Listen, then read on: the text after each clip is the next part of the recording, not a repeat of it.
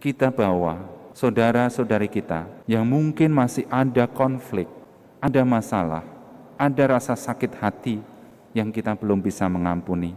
Saat ini, sambil merenungkan firman Tuhan, memaknai sabda Tuhan hari ini untuk memberi pengampunan, mari kita juga belajar untuk berani memaafkan, mengampuni, sebagaimana Allah pun juga mengampuni kita. Dan marilah kita juga dengan rendah hati minta maaf ketika memang kita ini salah di dalam perilaku, dalam sikap, dalam perbuatan. Semoga dalam kehidupan yang saling mengampuni kita makin disempurnakan oleh rahmat Tuhan sendiri. Dalam nama Bapa dan Putra dan Roh Kudus. Amin. Kasih karunia dan damai sejahtera dari Allah Bapa dan dari Tuhan kita Yesus Kristus besertamu dan sertamu juga. Para Romo, Frater, Ibu, Bapak, Saudara-saudari yang terkasih dalam Tuhan, selamat malam berkah dalam. Selamat malam berkah dalam. Kita syukuri kehidupan kegiatan kita sepanjang hari ini sampai malam hari ini.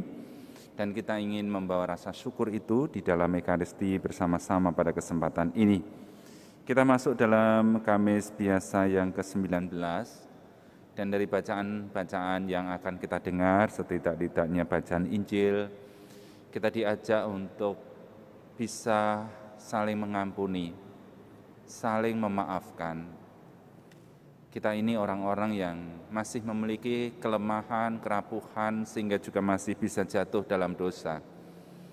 Karena itu, hidup saling mengampuni menjadi bagian dari kehidupan kita yang memiliki kerapuhan-kerapuhan itu. Tetapi dalam pengampunan inilah kita bisa saling menyempurnakan satu sama lain.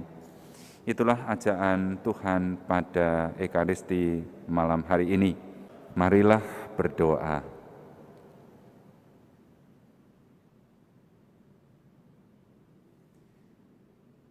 Allah Bapa yang Maha Baik, pada zaman dahulu Engkau mengutus Yosua untuk menuntun bangsa Israel menyeberangi sungai Yordan dan memasuki tanah terjanji. Sekarang Engkau pun mengutus Yesus Kristus Putramu untuk menuntun kami di jalan keselamatan. Semoga kami tekun dan setia mengikuti bimbingannya, sebab Dialah Tuhan dan pengantara kami yang bersama Dikau dalam persatuan Roh Kudus, hidup dan berkuasa Allah sepanjang segala masa. Amin. Saudara-saudari yang terkasih dalam Kristus, bacaan Injil bicara mengenai pengampunan. Apakah Anda pernah diampuni, dimaafkan oleh orang lain? Mungkin Anda berbuat salah dan kesalahan itu sangat fatal, tetapi mereka memaafkan Anda. Kita bisa merasakan ketika kesalahan kita itu dimaafkan. Ada rasa bahagia yang luar biasa, ada rasa tenang, ada rasa hidup ini menjadi seperti kita punya nilai lagi. Dan sekaligus juga ada satu niat untuk kita tidak akan berbuat kesalahan lagi, sehingga sampai mungkin mengecewakan orang lain. Jadi pengampunan orang lain kadang-kadang membawa kita pada sebuah keinginan besar untuk tidak akan mengulangi kesalahan lagi. Demikian juga, apakah Anda pernah memaafkan orang lain? Kita tidak selalu berhadapan dengan orang yang cocok dengan diri kita. Ada orang-orang yang kadang-kadang ada konflik, ada masalah, ada kesalahan pada diri orang, sehingga kita kadang-kadang juga sampai tidak bisa memaafkan. Ada 1-2 orang yang bisa begitu lama dia mendam luka, tidak bisa memaafkan seseorang yang pernah bersalah. Tetapi mungkin ada pula yang bisa dengan begitu cepat memaafkan. Dan rasa-rasanya bagi kita yang bisa memaafkan, juga rasa-rasanya juga menjadi plong. Tidak ada beban, tidak ada rasa untuk marah, rasa jengkel, rasa balas dendam kepada seseorang. Karena telah mencoba, walaupun berat, tetapi kita bisa memaafkan. Itulah yang terjadi dalam kehidupan, bahwa antara diri kita yang juga punya kerapuhan, punya kelemahan, punya keterbatasan, punya dosa. Tetapi di sisi lain kita juga diajak untuk juga punya pengampunan, punya kebesaran hati untuk memaafkan. Sehingga hidup kita memang terjadi sikap saling memaafkan satu sama lain atau memohon belas kasih satu sama lain. Sehingga kehidupan juga bisa pulih kembali. Kerapuhan-kerapuhan ini bisa terjadi dalam persahabatan, dalam lingkungan pekerjaan, dalam keluarga. Paus Fransiskus pernah mengatakan bahwa kita menikah tidak dengan orang yang sempurna, kita tidak punya suami yang sempurna, tidak punya istri yang sempurna, tidak punya orang tua yang sempurna, tidak punya anak yang sempurna. Tetapi kesempurnaan justru terjadi ketika di antara kita yang rapuh ini bisa saling memaafkan. Sampai berapa kali atau berapa lama kita harus memaafkan ketika itu terjadi? Bacaan Injil memberikan satu pernyataan, bukan hanya sampai 7 kali, melainkan sampai 70 kali 7 kali. Berapa itu dihitung sendiri. Saya belum pernah ngitung nilainya berapa. Tetapi mau mengungkapkan kepada kita, hitungan 7 mungkin masih mudah diingat. Tapi mengampuni sampai 70 kali itu sudah begitu banyak, rasa-rasanya tidak mudah diingat. Tetapi Tuhan masih mengatakan dikalikan 7 kali 7 kali.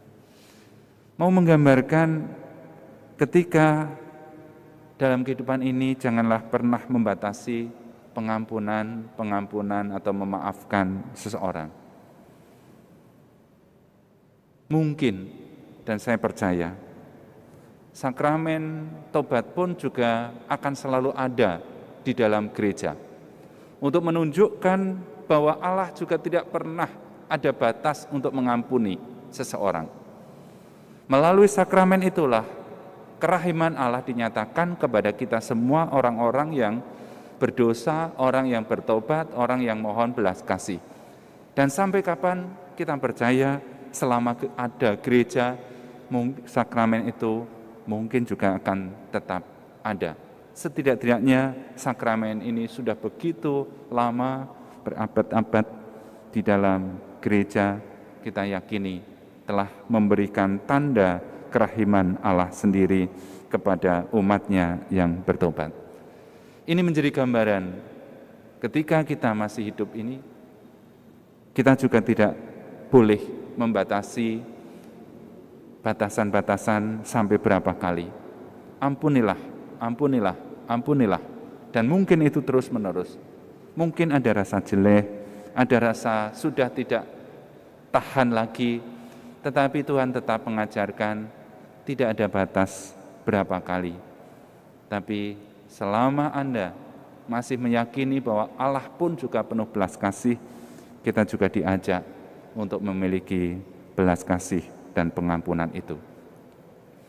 Saudara-saudari yang terkasih, mungkin saat ini masih ada di antara kita juga menyimpan dendam kepada seseorang, belum bisa mengampuni, atau sebaliknya, mungkin saat ini Anda atau kita masih memiliki kesalahan yang besar, sehingga kita pun juga sebenarnya membutuhkan belas kasih dan pengampunan. Maka mari kita hening sejenak, kita bawa saudara-saudari kita yang mungkin masih ada konflik, ada masalah, ada rasa sakit hati yang kita belum bisa mengampuni.